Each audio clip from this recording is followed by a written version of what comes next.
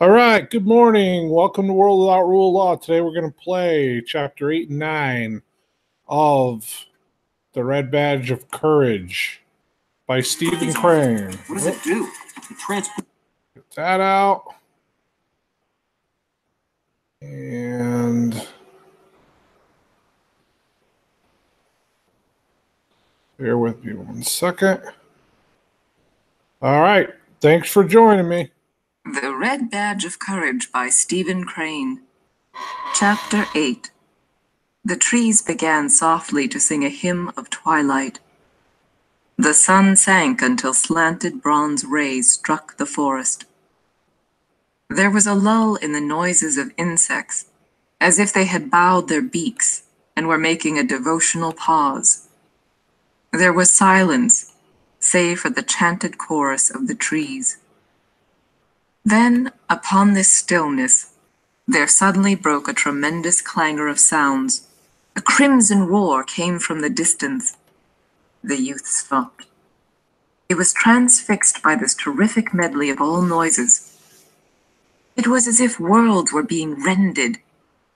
There was the ripping sound of musketry and the breaking crash of the artillery. His mind flew in all directions. He conceived the two armies to be at each other panther fashion. He listened for a time, then he began to run in the direction of the battle. He saw that it was an ironical thing for him to be running thus toward that which he had been at such pains to avoid. But he said in substance to himself that if the earth and the moon were about to clash, many persons would doubtless plan to get upon the roofs to witness the collision. As he ran, he became aware that the forest had stopped its music, as if at last becoming capable of hearing the foreign sounds. The trees hushed and stood motionless. Everything seemed to be listening to the crackle and clatter and earth-shaking thunder. The chorus peaked over the still earth. It suddenly occurred to the youth that the fight in which he had been was, after all, but perfunctory popping. In the hearing of this present din, he was doubtful if he had seen real battle scenes. This uproar explained a celestial battle. It was tumbling hordes, a struggle in the air. Reflecting, he saw a sort of humor in the point of view of himself and his fellows during the late encounter. They had taken themselves and the enemy very seriously, and had imagined that they were deciding the war. Individuals must have supposed that they were cutting the letters of their names deep into everlasting tablets of brass, or enshrining their reputations forever in the hearts of their countrymen, while, as to fact, the affair would appear in printed reports under a meek and immaterial title. But he saw that it was good, else, he said, in battle everyone would surely run, save forlorn hopes and their ilk. He went rapidly on. He wished to come to the edge of the forest that he might peer out.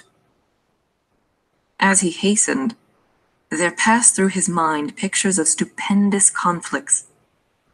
His accumulated thought upon such subjects was used to form scenes. The noise was as the voice of an eloquent being, describing. Sometimes the brambles formed chains and tried to hold him back. Trees, confronting him, stretched out their arms and forbade him to pass. After its previous hostility, this new resistance of the forest filled him with a fine bitterness. It seemed that nature could not be quite ready to kill him. But he obstinately took roundabout ways, and presently he was where he could see long gray walls of vapor, where lay battle lines. The voices of cannon shook him. The musketry sounded in long, irregular surges that played havoc with his ears. He stood regardant for a moment. His eyes had an awestruck expression. He gawked in the direction of the fight. Presently he proceeded again on his forward way.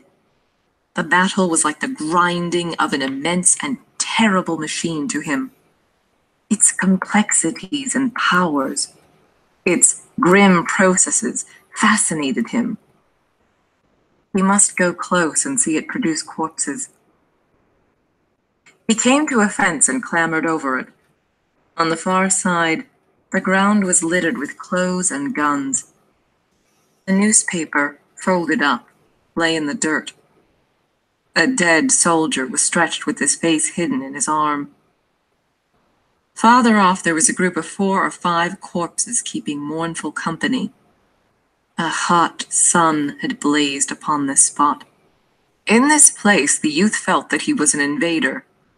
This forgotten part of the battleground was owned by the dead men, and he hurried, in the vague apprehension that one of the swollen forms would rise and tell him to be gone. He came finally to a road from which he could see in the distance dark and agitated bodies of troops, smoke-fringed. In the lane was a blood-stained crowd streaming to the rear. The wounded men were cursing, groaning, and wailing. In the air, always, was a mighty swell of sound that it seemed could sway the earth. With the courageous words of the artillery and the spiteful sentences of the musketry mingled red cheers. And from this region of noises came the steady current of the maimed. One of the wounded men had a shoe full of blood. He hopped like a schoolboy in a game. He was laughing hysterically. One was swearing that he had been shot in the arm through the commanding general's mismanagement of the army. One was marching with an air imitative of some sublime drum major. Upon his features was an unholy mixture of merriment and agony. As he marched, he sang a bit of doggerel in a high and quavering voice. Sing a song of victory, a pocket full of bullets, 25 dead men baked in a pie.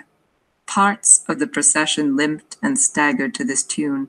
Another had the gray seal of death already upon his face. His lips were curled in hard lines and his teeth were clenched.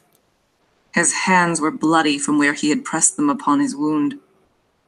He seemed to be awaiting the moment when he should pitch headlong. He stalked like the specter of a soldier, his eyes burning with the power of a steer into the unknown. There were some who proceeded sullenly, full of anger at their wounds, and ready to turn upon anything as an obscure cause. An officer was carried along by 2 privates. He was peevish. "Don't joggle so, Johnson, you fool," he cried. "Think my leg is made of iron? If you can't carry me decent, put me down and let someone else do it." He bellowed at the tottering crowd who blocked the quick march of his bearers. "Say, make way there, can't ye? Make way, Dickens take it all." They sulkily parted and went to the roadsides. As he was carried past, they made pert remarks to him. When he raged in reply and threatened them, they told him to be damned. The shoulder of one of the tramping bearers knocked heavily against the spectral soldier who was staring into the unknown. The youth joined this crowd and marched along with it. The torn bodies expressed the awful machinery in which the men had been entangled. Orderlies and couriers occasionally broke through the throng in the roadway, scattering wounded men right and left, galloping on, followed by howls. The melancholy march was continually disturbed by the messengers, and sometimes by bustling batteries that came swinging and thumping down upon them, the officers shouting orders to clear the way. There was a tattered man, fouled with dust, blood, and powder stain from hair to shoes, who trudged quietly at the youth's side.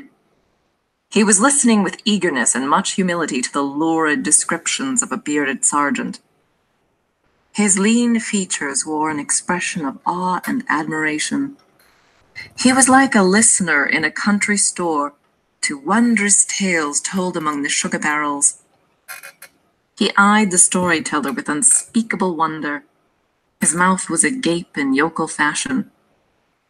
The sergeant, taking note of this, gave pause to his elaborate history. while he administered a sardonic comment. "Be careful, honey. You'll be a-catching flies," he said. The tattered man shrank back, abashed. After a time, he began to sidle near to the youth, and in a diffident way try to make him a friend. His voice was gentle as a girl's voice, and his eyes were pleading. The youth saw with surprise that the soldier had 2 wounds, one in the head, bound with a blood-soaked rag, and the other in the arm, making that member dangle like a broken bough. After they had walked together for some time, the tattered man mustered sufficient courage to speak. "Was pretty good fight, wasn't it?" he timidly said. The youth, deep in thought, glanced up at the bloody and grim figure with its lamb-like eyes. "What? Was pretty good fight, wasn't it?" "Yes," said the youth shortly. He quickened his pace. The other hobbled industriously after him. There was an air of apology in his manner, but he evidently thought that he needed only to talk for a time, and the youth would perceive that he was a good fellow. "Was pretty good fight, wasn't it?" he began in a small voice, and then he achieved the fortitude to continue. "Darn me if I ever see fellers fight so. Laws, how they did fight. I knowed the boys 'd like it when they once got square at it. The boys ain't had no fair chance up to now, but this time they showed what they was. I knowed it'd turn out this way. Yeah, can't lick them boys. No, sir. They're fighters, they be." He breathed a deep breath of humble admiration. He had looked at the youth for encouragement several times. He received none, but gradually he seemed to get absorbed in his subject. "I was talking cross pickets with the boy from Georgie once, and that boy, he says, 'Your fellers'll all run like hell when they once hear a gun,' he says. 'Maybe they will,' I says, 'but I don't believe none of it,' I says. And b'jiminy, I says back to him, 'Maybe your fellers'll all run like hell when they once hear a gun,' I says. He laughed. 'Well, they didn't run today, did they, hey? No, sir. They fit and fit and fit.'" His homely face was suffused with a light of love for the army, which was to him all things beautiful and powerful. After a time he turned to the youth. "Where you hit, old boy?" he asked in a brotherly tone. The youth felt instant panic at this question, although at first its full import was not borne in upon him. "What?" he asked. "Where you hit?" repeated the tattered man. "Why," began the youth, that is, why, I—" He turned away suddenly and slid through the crowd. His brow was heavily flushed, and his fingers were picking nervously at one of his buttons. He bent his head and fastened his eyes studiously upon the button, as if it were a little problem. The tattered man looked after him in astonishment. End of Chapter 8. Chapter 9. The youth fell back in the procession until the tattered soldier was not in sight. Then he started to walk on with the others. But he was amid wounds. The mob of men was bleeding. Because of the tattered soldier's question, he now felt that his shame could be viewed.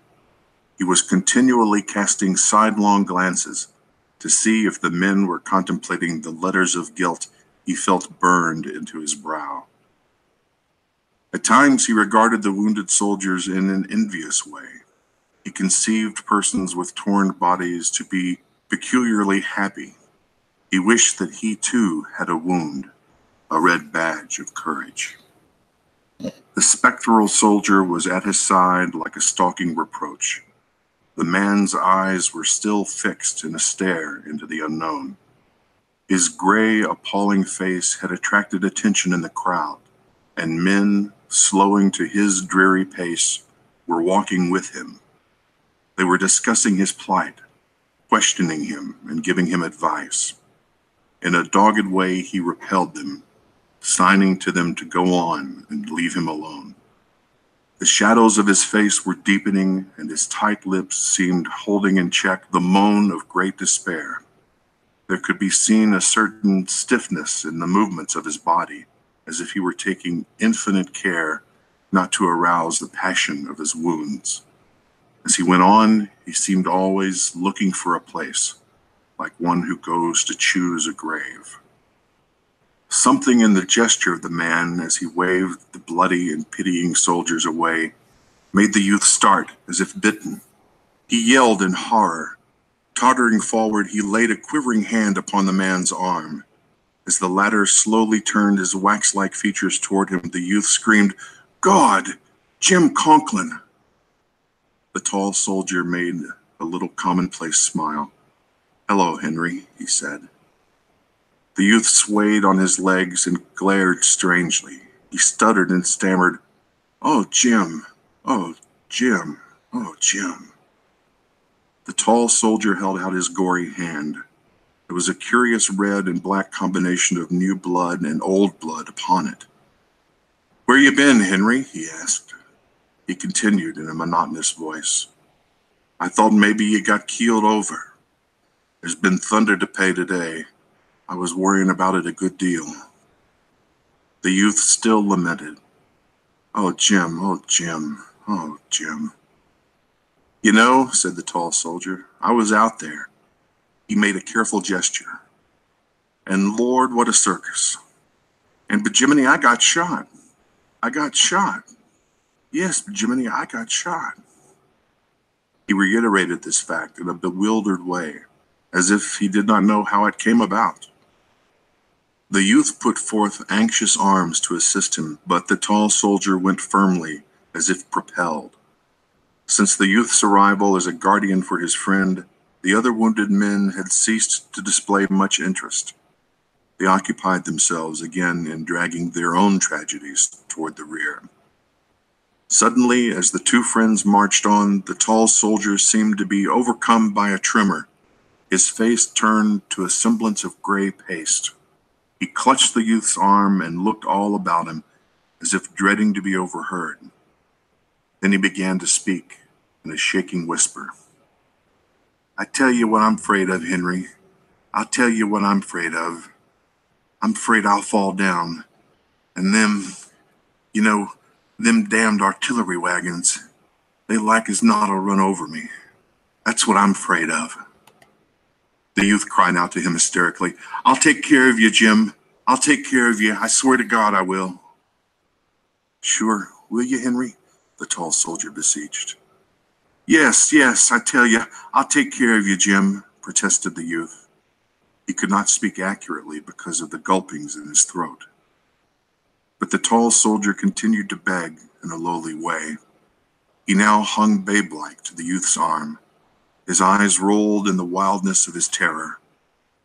"I was always a good friend to you, wasn't I, Henry? I've always been a pretty good feller, ain't I? And it ain't much to ask, is it? Just to pull me along out of the road? I'd do it for you, wouldn't I, Henry?" He paused in piteous anxiety to wait his friend's reply. The youth had reached an anguish where the sobs scorched him. He strove to express his loyalty, but he could only make fantastic gestures. However, the tall soldier seemed suddenly to forget all those fears. He became again the grim, stalking specter of a soldier. He went stonily forward. The youth wished his friend to lean upon him, but the other always shook his head and strangely protested, No. Leave me be, leave me be." His look was fixed again upon the unknown. He moved with mysterious purpose, and all of the youth's offers he brushed aside. No, leave me be, leave me be." The youth had to follow. Presently the latter heard a voice talking softly near his shoulder. Turning, he saw that it belonged to the tattered soldier. "You'd better take him out of the road, partner. There's a battery coming hellity-whoop down the road, and he'll get runned over. He's a goner anyhow in about 5 minutes, you can see that. You'd better take him out of the road. Where the blazes does he get his strength from?" "Lord knows," cried the youth. He was shaking his hands helplessly. He ran forward presently and grasped the tall soldier by the arm. Jim, he coaxed, "come with me." The tall soldier weakly tried to wrench himself free.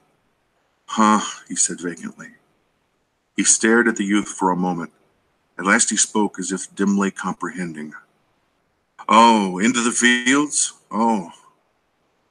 He started blindly through the grass. The youth turned once to look at the lashing riders and jouncing guns of the battery. He was startled from this view by a shrill outcry from the tattered man. God, he's running! Turning his head swiftly, the youth saw his friend running in a staggering and stumbling way toward a little clump of bushes. His heart seemed to wrench itself almost free from his body at this sight. He made a noise of pain. He and the tattered man began a pursuit. There was a singular race. When he overtook the tall soldier, he began to plead with all the words he could find. Jim, what are you doing? What makes you do this way? You'll hurt yourself. The same purpose was in the tall soldier's face.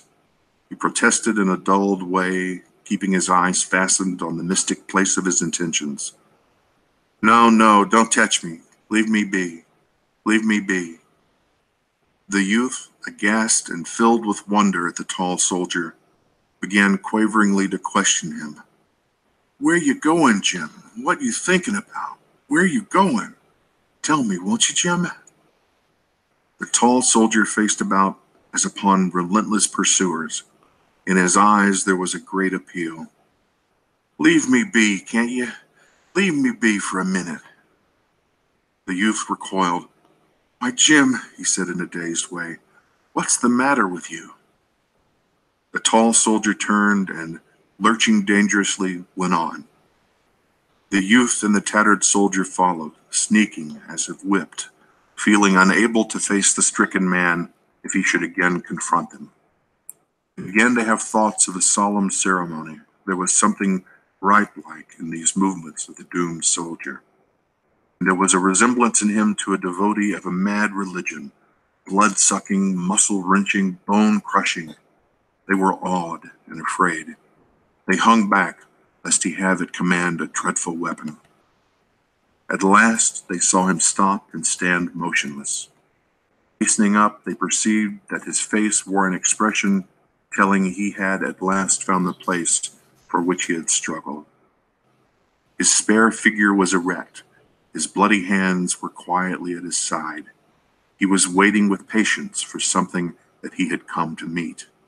He was at the rendezvous. They paused and stood, expectant. There was a silence. Finally, the chest of the doomed soldier began to heave with a strained motion. It increased in violence until it was as if an animal was within and was kicking and tumbling furiously to be free. This spectacle of gradual strangulation made the youth writhe, and once as his friend rolled his eyes, he saw something in them that made him sink, wailing, to the ground. He raised his voice in a last supreme call, Jim! Jim! Jim! The tall soldier opened his lips and spoke. He made a gesture. Leave me be. Don't touch me. Leave me be. There was another silence while he waited. Suddenly his form stiffened and straightened. Then it was shaken by a prolonged ague. He stared into space.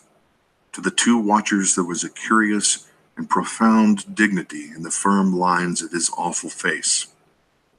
He was invaded by a creeping strangeness that slowly enveloped him.